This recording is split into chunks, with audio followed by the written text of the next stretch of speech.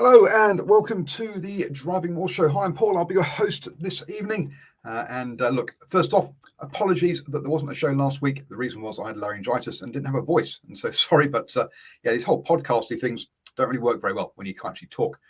So sorry there wasn't a show last week at the end of the Super Rugby regular season before we headed into the finals. Hello, Hector, in the live chat there on the old YouTube.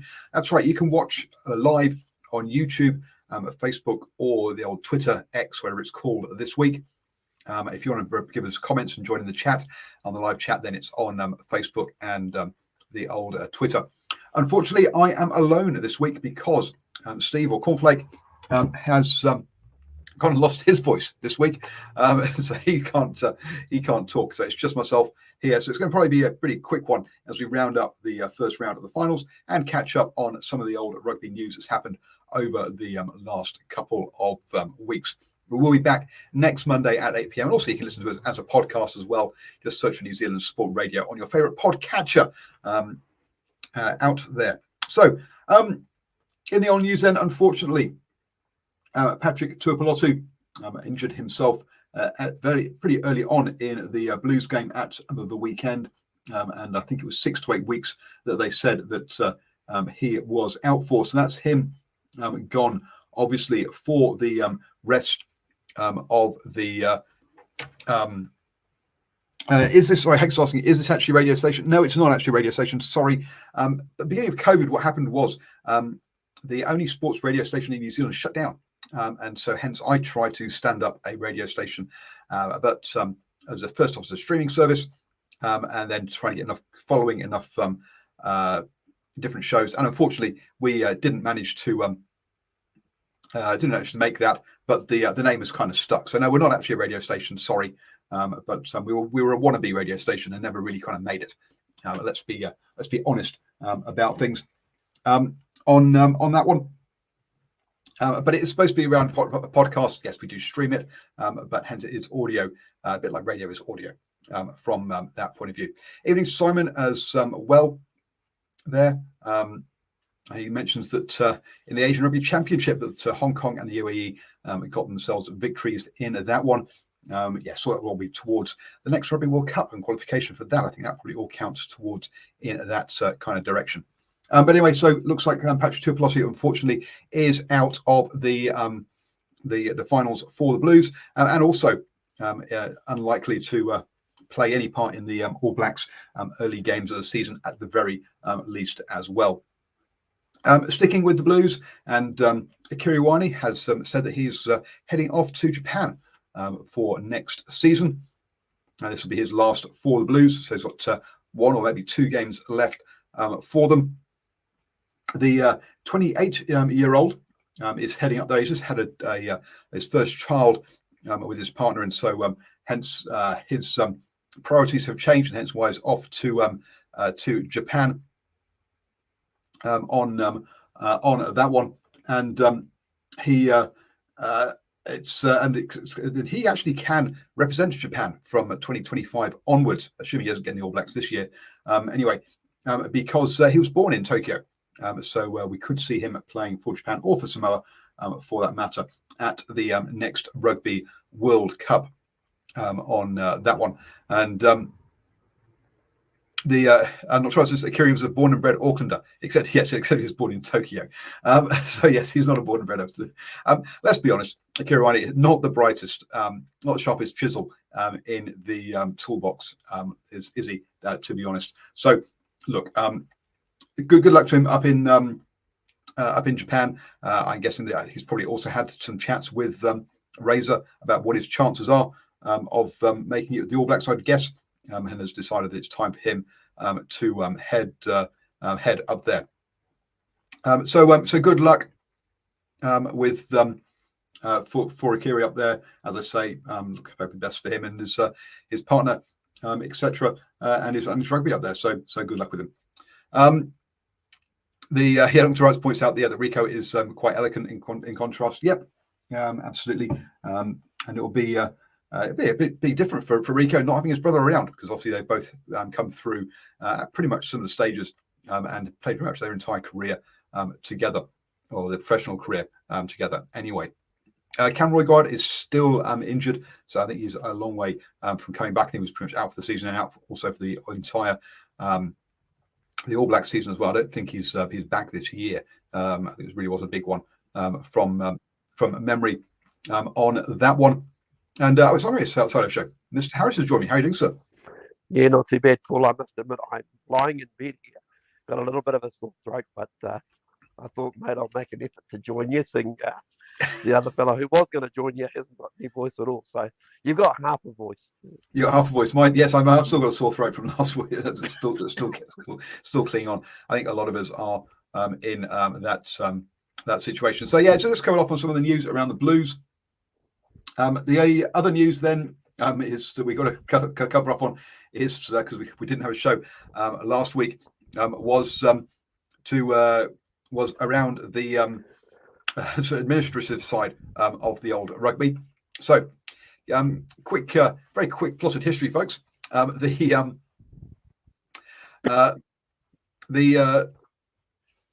Hexy says, so will Cornflake be presenting this show at the same time along with me? Yes, Cornflake is normally on with me.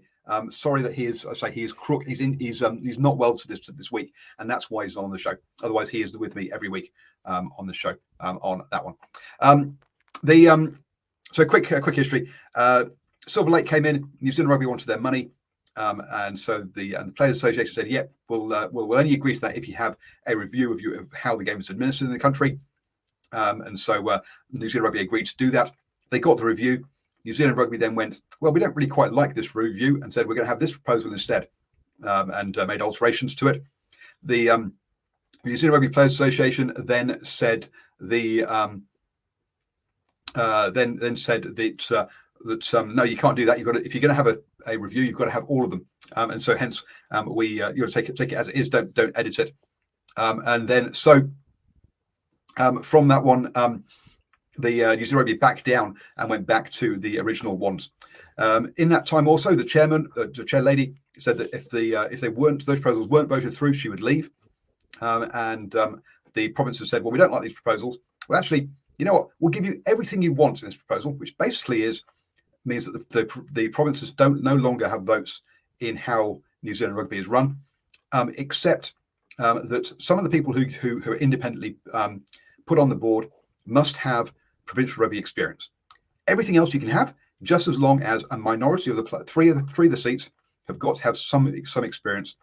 There were a whole bunch of remarks after that, how this was worse than actually no change at all, and was just going backwards. And like, well, hang on, it's giving you all the changes you want, apart from pretty much you're an independently appointed board. You don't have the provinces voting on stuff anymore. They just want that. So. And the Players Association then said, hey, no, we're actually going to take professional rugby away from New Zealand Rugby if the Proposal 2, which is the provincial proposal, goes through. So what happens? Proposal 2 goes through. So the provinces got what they wanted, unsurprisingly, as they were the people voting for it. Now, not all the provinces wanted it. Some did, some didn't. I think Taranaki came out on the side of the players, but Wellington was one of the key people pushing for the provinces. Doesn't really matter which way, exactly how it's split. So that's what's. So we are going to have a new way of administrating rugby in New Zealand. But we'll have to wait and see, because the Players Association hasn't really said anything yet, and hasn't said they're going to break away. They did say they had the support of New Zealand Rugby and Super Rugby. How they had support of New Zealand Rugby when New Zealand Rugby was basically run by the people who vote for them, I have no idea, but there you go. But it's all a bit up in the air. Stephen, it's just been a mess, hasn't it? Can you see the Players Association following through on their threat of running rugby independently? Yeah, I can. I just wonder if they're just waiting to maybe get Super Rugby out of the way with, maybe this series against the English out of the way with, and then make their move, come back with a decent sort of counter attack. But when you were kind of mentioning what the provincial unions wanted, yeah, to my way of thinking, it was, it wasn't a big concession really. At the end of the day, just wanting three people with experience, and then all of a sudden, Rob Nichol of the Players Association just bluntly says no.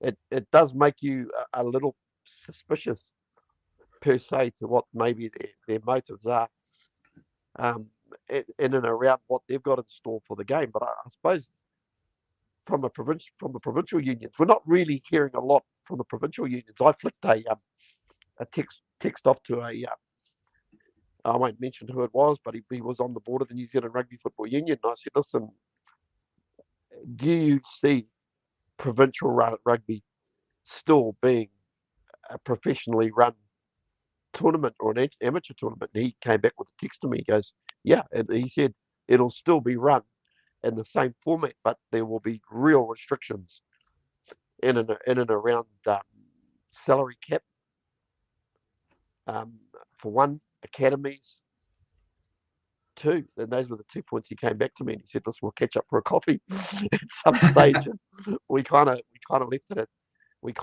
at that. But really, we're not hearing a lot about proposal 2 and what it entails. So you're right, Paul. In the interim, we all, those who love the game just get hung out to try. Yeah, as far as I know, proposal 2, from what I read anyway, was the same as proposal 1, except for that one compromise around 3 of the directors. So we'll see. I think the players one will be a hollow threat, because I don't think that New Zealand Rugby, whether it's kind of allowed to work with them, and at the end of the day, New Zealand Rugby has got the relationship with World Rugby and the contract for that. So I think some sort of compromise has got to be reached at the end of this. But we'll I guess we'll wait and see. Is there anything we can really do on that one? Has everything sort of gone quiet after a lot of saber rattling that was happening before the actual vote itself, all the publicity and all the sort of press releases, and it was all before the result rather than after the result, which is kind of amusing from that point of view. Interestingly enough, probably one of the main players we do want to hear from him, and his silence is a little deafening, is the current CEO of New Zealand Rugby, who I believe a day after the vote pretty much jumped on a plane and flew to Australia to talk about Super Rugby 2025 and what sort of shape or format that's going to take. It probably suggests to me there will be 11 teams in next year's competition. I think they might be leaving it a little bit too late to bring a 12th team in at this stage, Paul, unless there's a whole lot of stuff happening behind the scenes, if you know what I mean. So Mark Robinson is the CEO. So all this administrative stuff is happening kind of the next level above him in the sort of chairman and the board level. He went off to Australia, and I did read something. I can't find it now. But basically, it's going to be an 11 team competition next year. But quite how that works, they haven't decided yet. So yes. So well done, Australia Rugby. Let's just get rid of a team before we know what we're going to do.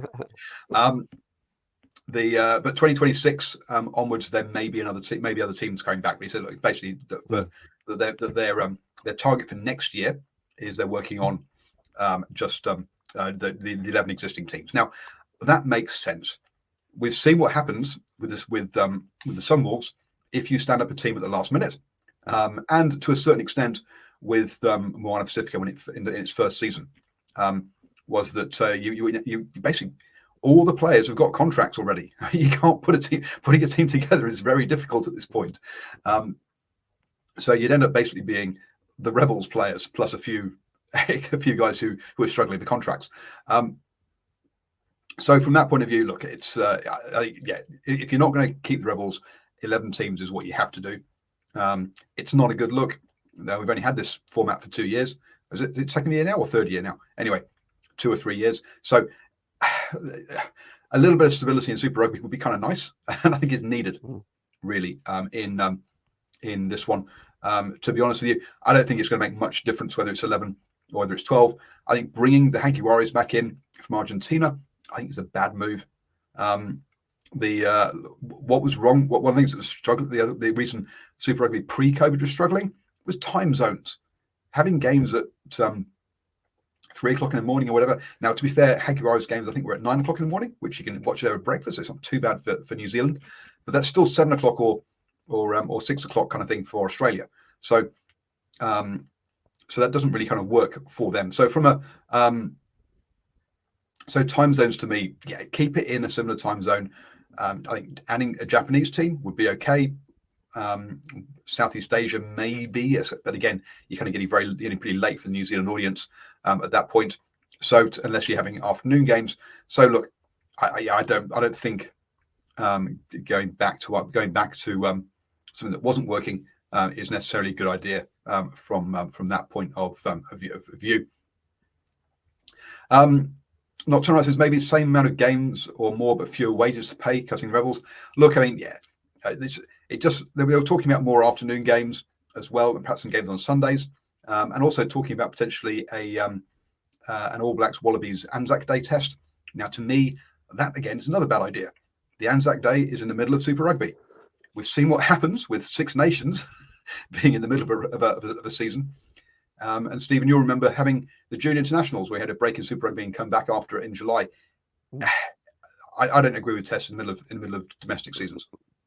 Yep, I agree, Paul. There's been some positive things to come out. Obviously, there was a statement came out the other day that audiences were up by 16 or 19%.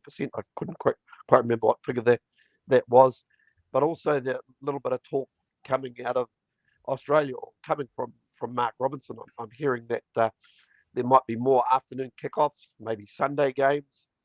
How many times have we had all the games crammed in on a Friday night and a Saturday night, and absolutely nothing on a Sunday? Had the odd game on a Sunday, but I think some games are just you're just going to have to make them strategically more friendly for families to get out there, because there has been a little bit of uplift in some of the crowds. Like, they weren't huge crowds on the weekends for the quarterfinals, but they were solid given a couple of the games, and I think we probably already knew what the results were going to be before the games were played. For they were okay crowds. I think Eden Park got about 18,000, but you kind of wonder if a game like that was played a little bit early, a little bit more work done with the local regions, just to attract more people. And you've just got to really do something a little bit different. And I really do hope they're getting the message to the people who run the game. Some messages, I think quite a few of them still aren't getting through, but I think some of them are getting through. Hector's asking, why do we have games on Saturday evening instead of Saturday afternoon? TV at the end of the day for Sky.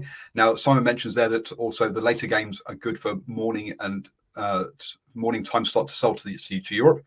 And look, when Sky and BT were both competing with each other, that was actually something that mattered. Now that BT have pulled out of that and it's only Sky, I don't really think that the market there has much sway. And I think New Zealand rugby is much more focused from a Super Rugby point of view, at least domestically, than they are overseas, which finally is a good thing.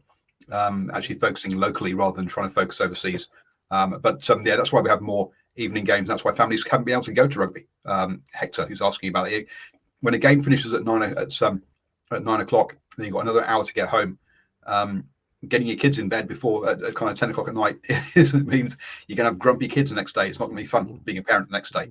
So hence you don't do it, put bluntly, unless you're Arswin, who is an absolutely totally dedicated supporter. But most, the casual supporters won't do it from that point of view. So yes, that's Super Rugby for next year. It will happen, but quite how and what it looks like, who knows? At least we know the 11 teams, I think.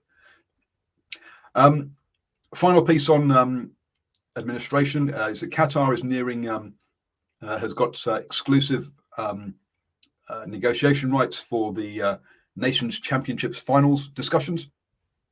Apparently, IMG also came up with a with Major League Rugby has more teams than Super Rugby. Wow. That IMG also came up with a proposal, but apparently Qatar is now the preferred negotiator. The offering £800 million for an 8-year deal. Right. So let's remember, folks, this is not it's not per year. It means to divide this straight away to £100,000 per year, and then you need to divide it between 12 teams. So it very quickly gets watered down, and then also to World Rugby as well. some of the things that I'd missed out on, which from about the Nations Championship, is that actually it's actually being run by Six Nations Rugby and Sanzar. It's not being run by World Rugby, which is, oh my God, really? We have two groups that don't want to expand into it and don't want to give anyone else any money or try and expand the game. And so our expansion of the games tournament will give to those two groups. I mean, it's a disaster, Stephen, isn't it? Yeah, it's just another spinner in the works. It's another, you're trying to fix a lot of areas, trying to basically find a global schedule, but let's just chuck something else in the works as well, Paul, along with the other issues. I mean, this is this biennial thing that is part of the global thing, but it's kind of why we can't have leagues and why everything always has to have a final. I don't know anymore. But the fact that you've got Six Nations and Sanzar running it, not World Rugby, I just find that so disappointing. Yep, have to agree. This idea that one of the reasons Qatar is good is because it's halfway between Europe and sort of Australia and New Zealand, so fans can travel. I'm sorry, but you're not going to get many Kiwi fans travelling to Qatar. You might get some from London who are on their OEs travelling for it, but you're not going to get fans from here going. Yeah, so that is a real. Especially paying the $800 a night fee for a room for. Yeah. Dr. Wesley, why can't Test Series be just the end in itself? Yes, I also yes. This is the end of all Test Series because it'll be individual games now. There won't be Test Series anymore, which is a real shame. But at the end of the day, look, this idea that apparently more people will be interested if they're meaningful games. I'm not sure, to be honest with you. One of the things that also is mentioned in here is that England was unable to sell the TV rights for England versus Japan later this year. Yes. And so England versus Japan will be streaming on Rugby Pass, which is owned by World Rugby, because no one wanted to buy the rights to it. So, wow, that's a bit shocking, Steve. And when England can't sell the rights to its own games, either they're asking too much money, or the game is in a really troubling place. Yeah, well, we've seen a few clubs go under in the last few years or so, Paul. So you do wonder what's happening there. Yeah. So concerns there on that one, and we'll just see again how that pans out. But it does seem to me like, again, people mentioned in the chat about being cash grabs and all that kind of stuff. Yeah, I think there's a lot of a lot of unions thinking about their balance sheets at the moment, not about the players, not about the fans, not about actually growing the game. Just like, how do we stay alive at the moment? Let's be honest, it's not that long ago that we had members of the New Zealand board quietly saying and getting quoted in the press, but with their names suppressed, saying, "I'm not sure if Rugby Australia will exist in 6 months' time." So it's happened down here as well. So I think there's a lot of looking at the short-term balance sheet. Right then, let's go on to something fun. That's games on the pitch. So we had 4 games at the weekend. All of them going to the home teams, as expected. On that one, first up, the Chiefs hosted the Queensland Reds. Look, I mean, there was a bit of pre-game kind of hope that the Reds could do something here. They have done something. They have troubled the Chiefs in recent years, but that game also was down in New Plymouth from memory.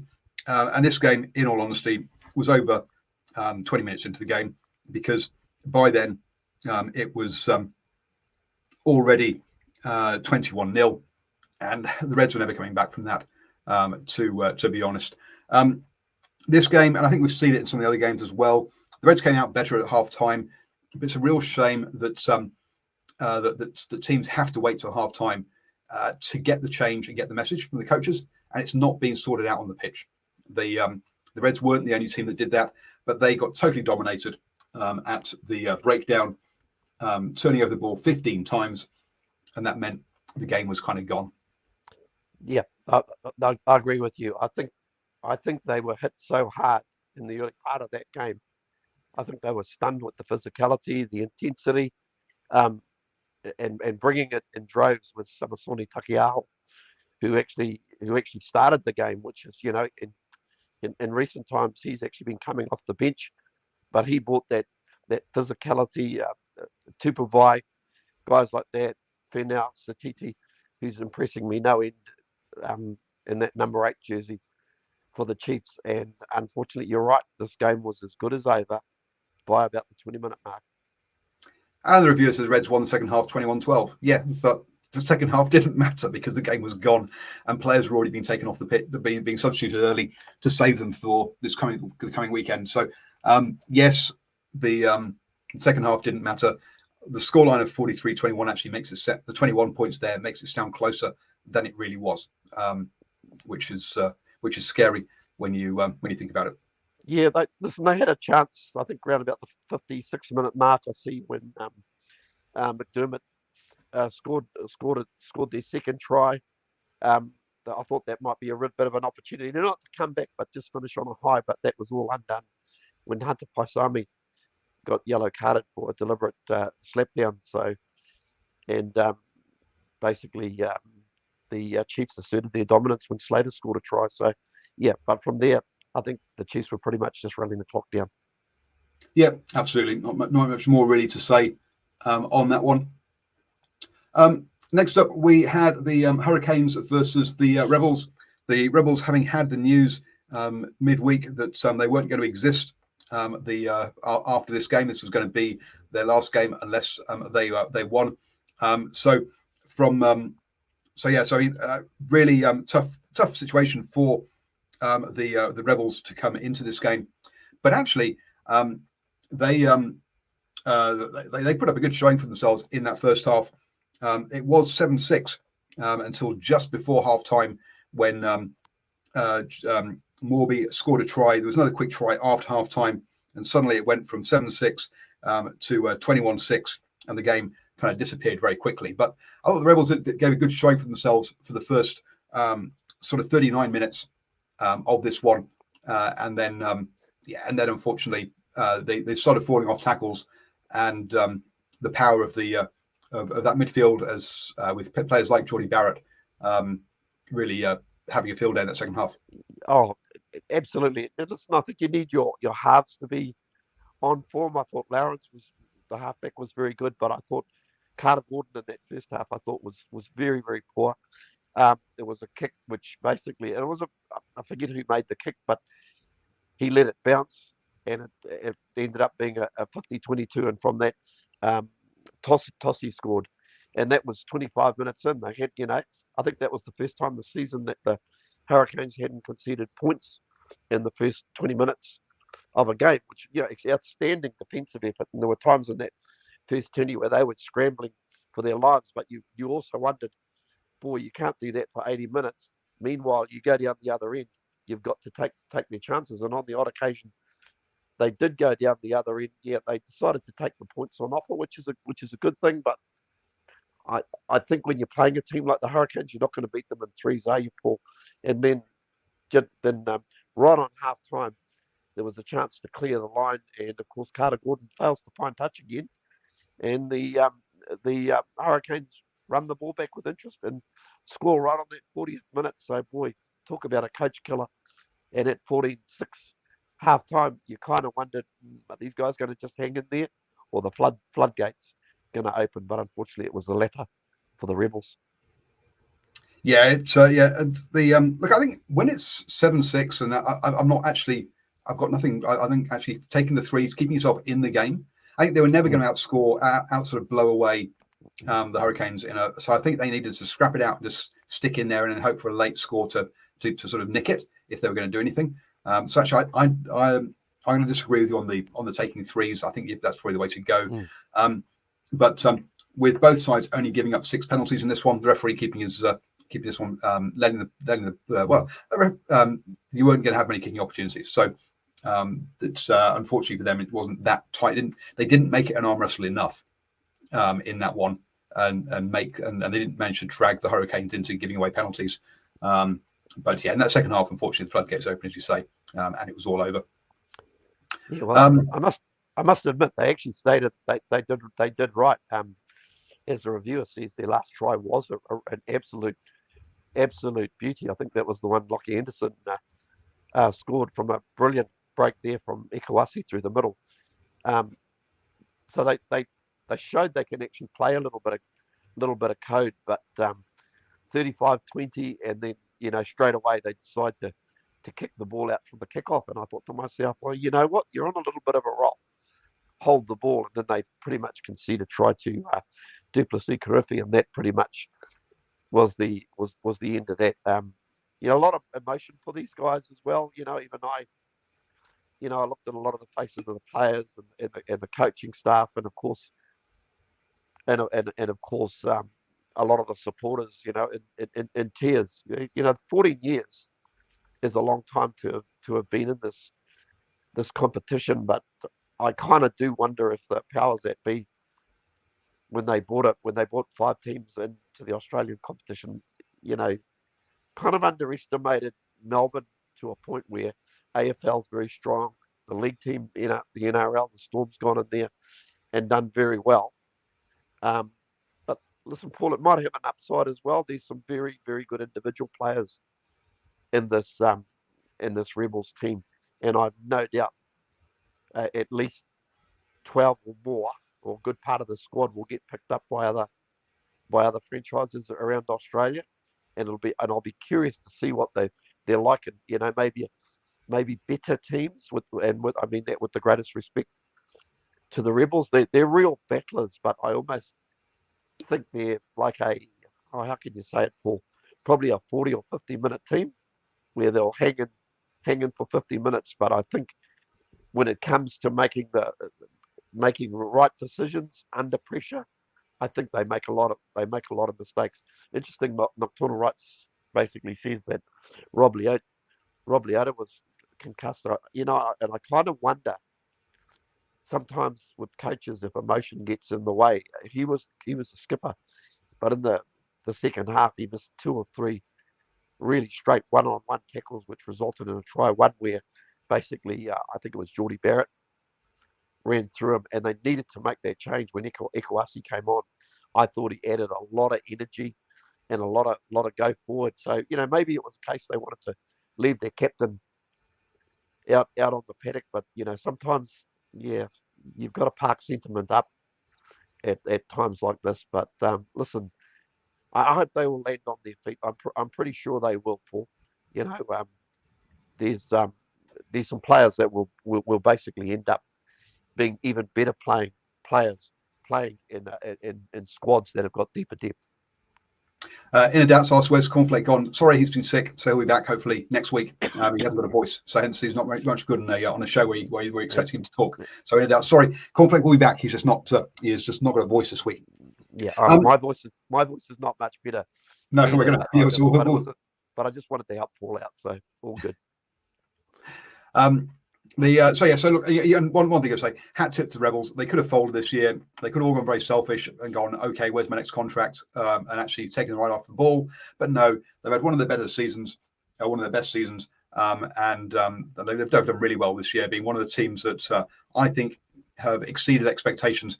But over the next couple of weeks, we will do our review of the season and tell you which teams we think have had a good season or a bad season. But a spoiler alert: the Rebels have had a good season this year. Blues versus the Drua in this one. Look, 36 to 5 here. The Drua not being able to score until the second half there with this one. So yeah, the Blues took full control of this game. I was a little bit annoyed by the commentary in this one, constantly going, the Fijian Drua can play at home, but they can't take that form away. It's like, no, well, they played bloody well in Canberra against the Brumbies.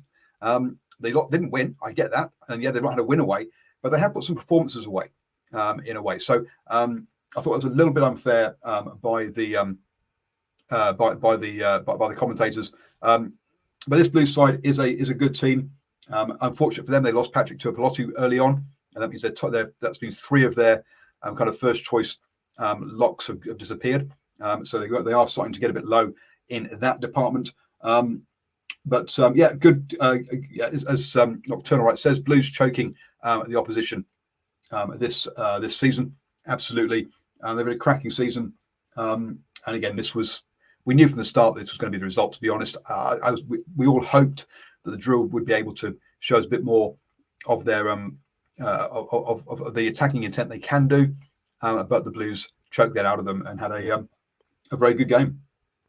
Yeah, and listen, probably at the end of the day, if you rock up to play this Blues team, you've got to have a good scrum, and pretty much from the first scrum, the Blues stamped their authority, and even though they were sort of scratchy in that second half, and the Drua got a lot more ball in the second half, the Blues basically just reverted back to their scrum and set piece, and then finished the game in style there. I thought for a moment there that both teams would end up scoring a try each in the second half, but right at the end, that good set piece from the Blues pretty much iced a solid performance from the Blues. I think it was almost a performance where they just really did what they had to do. It was good to see Finlay Christie, getting back to form. I thought it was probably his best game of the season, and having been out for a while, it was a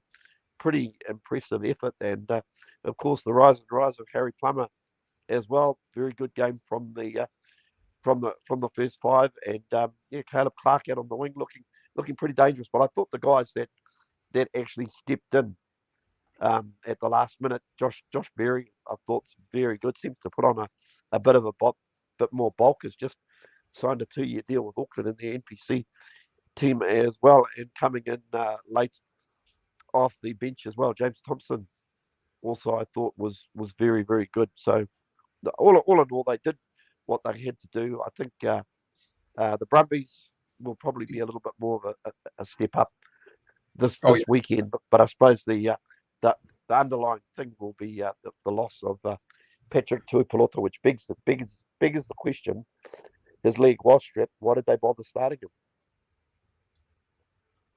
Yep. So they are going to need.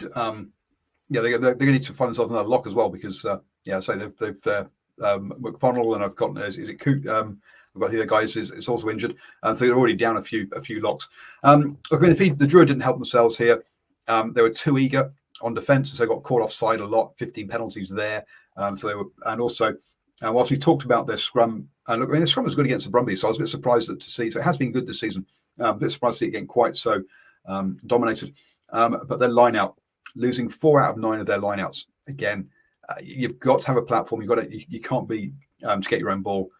The Blues 16 from 16 of line out, and to me the line out's now more important than the scrums, because there's more line outs than there are scrums. So that's I say that the Drua didn't help themselves in those kind of departments as well in this game. I wonder also too if there might have been Mick Byrne. I just wonder if he got his selection wrong as well. You've got an experienced international first 5 and Caleb Muntz on the bench, but he decided to put Armstrong Ravula out. I just didn't think Isaiah probably offered a heck of a lot in that pivotal spot, and I thought Frank Lamani at halfback, whilst we know what he's capable of, Paul, I thought on a couple of occasions that he took really, really bad options. There was one that comes to mind where he shot down the blind side, and to be honest, the Blues were all over it. They had 3 guys there, and the opportunity was lost on a turnover. So, yeah, I just think sometimes that individual brilliance, when it comes off, absolutely superb. But this is a team game at the end of the day, and you've got to do what's best for the team. Yeah. The final game around then was the Brumbies versus the Highlanders. And I know that one of Cornflake's things has been about the Highlanders not being able to score early on. Well, they did this game, but that meant that they didn't score late on. So this was close at half time, 17-16 to the Brumbies. And the Brumbies needing a try on half time to actually get themselves that lead at half time. So they were trailing 10-16, and the clock had already gone red. The Highlanders did push the Brumbies in that first. Did well in that first half. Probably just weren't really executing in this one. They had the opportunities, but just weren't getting the points on the board.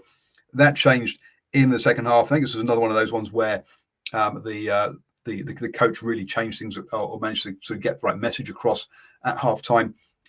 We saw the halftime interview with Larkham, and he wasn't concerned at all. He was very chilled, and you could see, that he thought they had things in hand. A few small changes, and hey presto, the second half, they don't allow the Highlanders to score, and they go out to a 32-16 lead. So 15-0 in that second half to the Brumbies there, and to me, so as Highlanders were in their game plan by stuffing up their lineouts after winning scrum penalties. Yep, I mean, losing 5 lineouts out of 19 is going to be a problem for you as the Highlanders.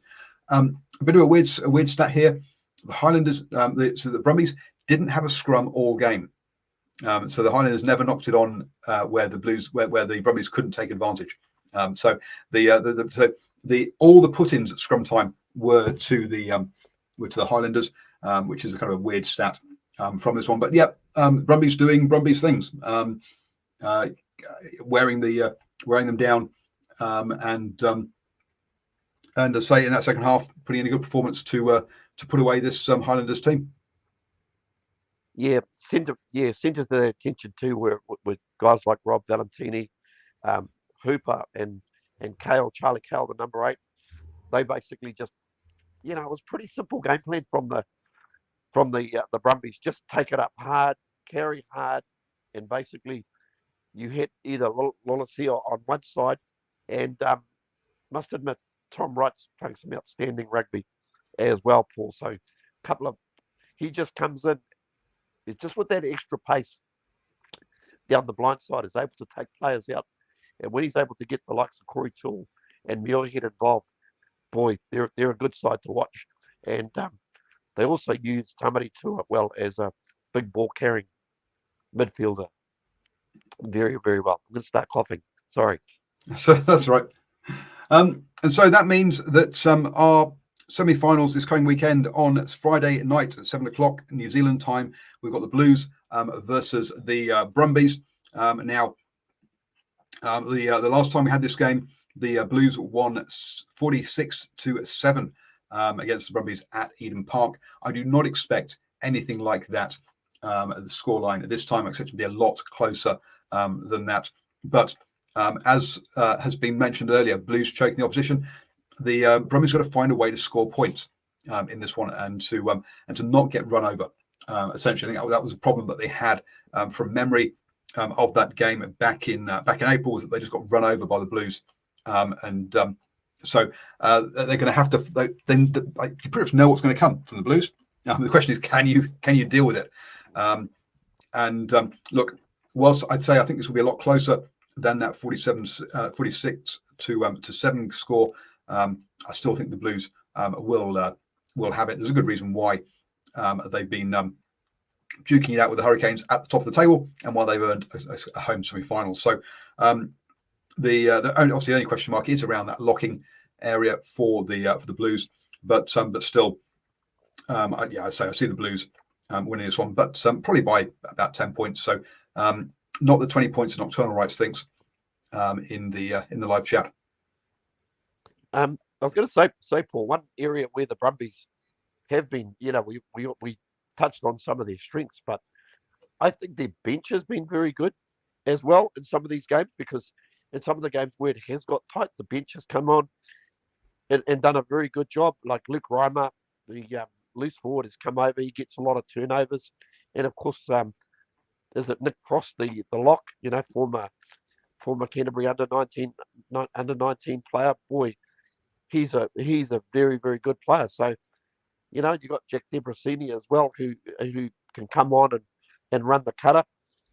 It'll be interesting to see who they select at first five for me. Do they take on Lolesio, who's been playing some good rugby, or do they go for the more, should I say, experienced Debrasini for the final? But I do believe one area that they'll have to really, really sort out is on that loose head side of the scrum. I think the Blues will probably pick an even better scrum than what the Highlanders did on the weekend. Like you say, that might depend who the second row is. But if they can gain a bit of parity in that particular area, Paul, I think they're half a chance. Yeah, those are the two big worrying spots. A, getting run over by all the big ball carriers that the Blues have, and B, scrum time. As I say, the Drua did a good job against the Brumbies in Canberra, and we saw what happened to the Drua at the weekend. So yeah, it is a big one here. Nocturnal Right says the Blues might knock on deliberately to win scrum penalties. Yeah, but if you make it look like a deliberate knock on, is a penalty. Remember, it's not a scrum. So you've got to be careful with that. But yes. Look, I'm not going to do that, but I can see where the joke comes from. Yeah, with that one.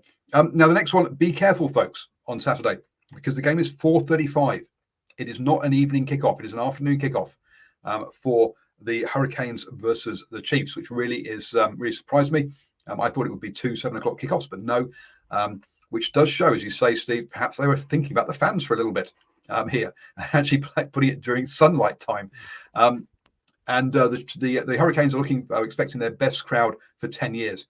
Now, it's not been 10 years since they won the bloody thing, so surely they got to sell out for the final, didn't they? Yeah, I hope so. Of course they did. I think they've got those stats wrong, Paul. They definitely got a full house for their last one. I think they played in the final. Was it the Lions from South Africa? If I recall, yeah, could be right with that. Oh, sorry, 8 years. 8 years. So yes, no, really quite. Yeah, basically, it's got to be their biggest, the biggest one. The biggest one since I think the final that they won. I think is probably right. Well, they have a real opportunity to get two real. Obviously they have had some financial issues, but boy, if they can get past the Chiefs in this semi-final, you probably guarantee they will get another massive crowd for the home. Not preempting anything, but it's likely they'll get another big crowd for the home final. I see that the Hurricanes are the favourites at $1.67.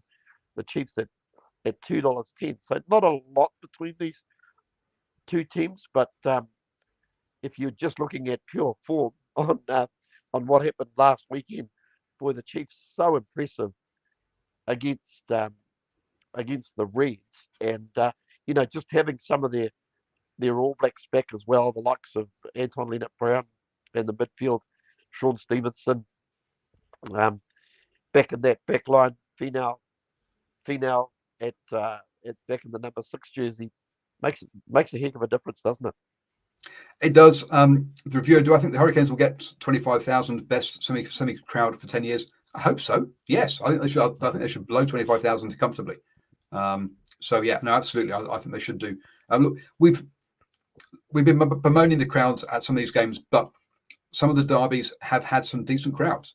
Not great crowds, but not bad crowds. Sure, there were some empty areas at the weekend on the Hurricanes, but there were also some pretty full stands as well. So I think the Hurricanes should get a very good crowd down there in Wellington. Hurricanes will match the intensity of the Chiefs, unlike the Reds. I think, I can't see the Hurricanes getting blown away like the Reds did early doors. I think they will come out at the right kind of pace to face the Chiefs. As I say, last time this game, maybe I haven't said this game was 36-23 in round 8 back in mid-April. So I expect a similar kind of scoreline to this one as well. So again, that was a 13-point win. I'm expecting both of them to be won by about 10 points. So I'm going to go Hurricanes by 10 again in this one as well. But don't get caught out by that early kickoff time, folks. On that one, I will have to rush back from work because I finished work at 4 o'clock to be able to watch. Actually, no, I'm not working this weekend. I've got my daughters this weekend, so I'm just going to somehow get my daughters to do something else while I watch rugby on Saturday. So, folks, I'm going to save Stephen's throat. So thank you very much for joining me. Look, Cornflake will be back next week with when his voice is back as well, when we review the semi-finals. So thank you everyone for joining us in the live chat. Hope you enjoyed the show. Sorry, Cornflake hasn't been around, and so I just realised we've been broadcasting on Cornflake's channel, which is why people have been asking that. I forgot to take it off, which is why it's there. So sorry about that, folks. A bit of an admin error by me on that one. Slightly different program than usual that you're used to. So all stay safe. Enjoy the rugby this weekend, folks. And thanks, Stephen, for joining me.